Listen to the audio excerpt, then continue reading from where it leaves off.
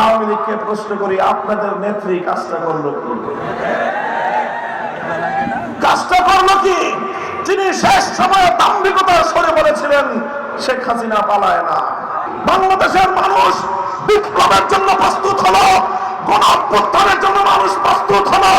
শেখ হাসিনা এবং তার রাষ্ট্রান্তর এবং তাকে আশ্রয় প্রশ্রয় দানকারী সাম্রাজ্যবাদী প্রতিবেশী রাষ্ট্রের সমস্ত ষড়যন্ত্র জলকে ছিন্ন করে জনগণের বাপ ভঙ্গ জোয়ার গণভবনের দিকে ছুটে গেল। এভাবে অভূতপূর্ব যে ঐক্য গড়ে উঠেছিল, সে ঐক্যের মাধ্যমেই শেখ হাসিনা এবং তার ষড়যন্ত্রের রাজনীতি, বিভাজনের রাজনীতি, প্রতিশোধের রাজনীতি বাংলার মাটি থেকে উৎখাত হয়েছে। আবার তারা বাংলাদেশে নতুন করে পুনর্বাসিত হওয়ার স্বপ্ন দেখছে।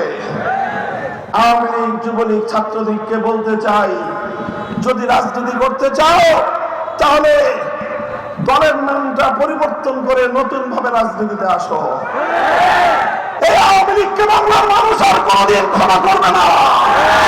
যারা আমার প্রতি মায়ের বুক খালি করেছে, অসংখ্য অগণিত মানুষকে খুন করে বাংলাদেশকে একটি মৃত্যু পরিতা পরিণত করেছে, যারা দেশের মানুষের বিরুদ্ধে প্রতিশোধ গ্রহণ করেছে, লক্ষ কোটি টাকা পাচার করে আমার বাংলাদেশকে বিশ্ব দরবারে তাদের অর্থনীতির ভিত ধসিয়ে দেওয়ার চেষ্টা করেছে।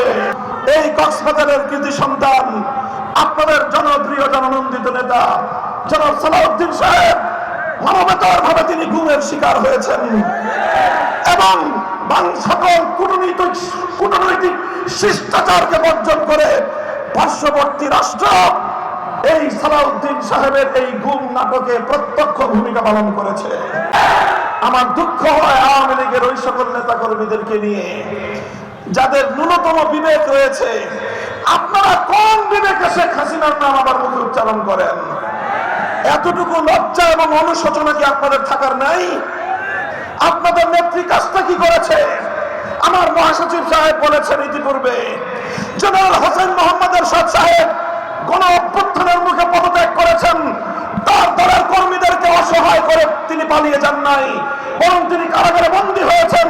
বছরের পর বছর তিনি কারা প্রকোষ্ঠে, অন্ধকার প্রকোষ্ঠে তিনি দিনাতিপাত করেছেন।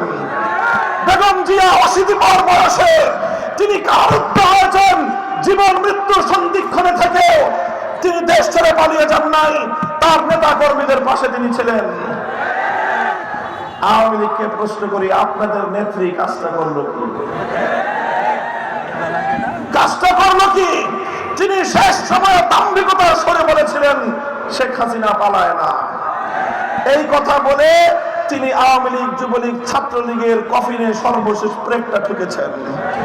তাদেরকে জনগণের উপর আরো বেশি হায়নার মতো হামলা চালানোর জন্য তিনি তাদেরকে উস্কানি দিয়েছেন।